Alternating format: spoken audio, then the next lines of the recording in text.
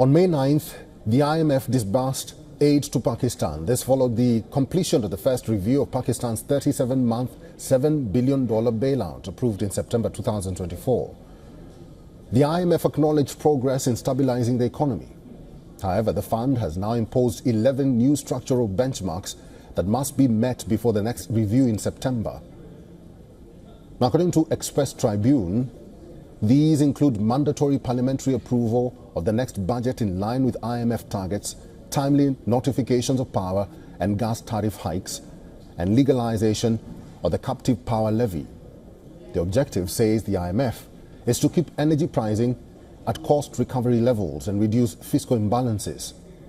The IMF's new conditions span fiscal, energy, governance and trade policies. By June 30th, Pakistan must pass legislation to remove the cap on the debt service surcharge, enabling high electricity costs to be passed on to consumers. It must also publish a governance action plan and initiate reforms to liberalize trade. Additionally, Pakistan must prepare plans to phase out tax incentives for industrial zones by 2035. Several conditions extend beyond the September deadline, but signal the IMF's intent to lock in medium-term reforms. The fund maintains that its disbursements are strictly for reserve building and do not support non-priority spending or general imports. The IMF report also flagged increased enterprise risks to Pakistan's reform agenda due to rising tensions with India. It warned of reputational risks if fund disbursements are perceived to be misused.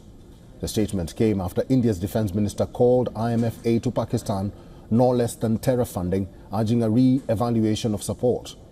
While the IMF stressed its neutral role and clarified that lending is tied to measurable macroeconomic goals, it acknowledged the political sensitivities. So far, markets have reacted mildly. Pakistan's stock market retained most gains and sovereign spreads widened only moderately. But with a new or next review due in September and benchmarks mounting, Islamabad is facing a narrowing fiscal window and rising scrutiny.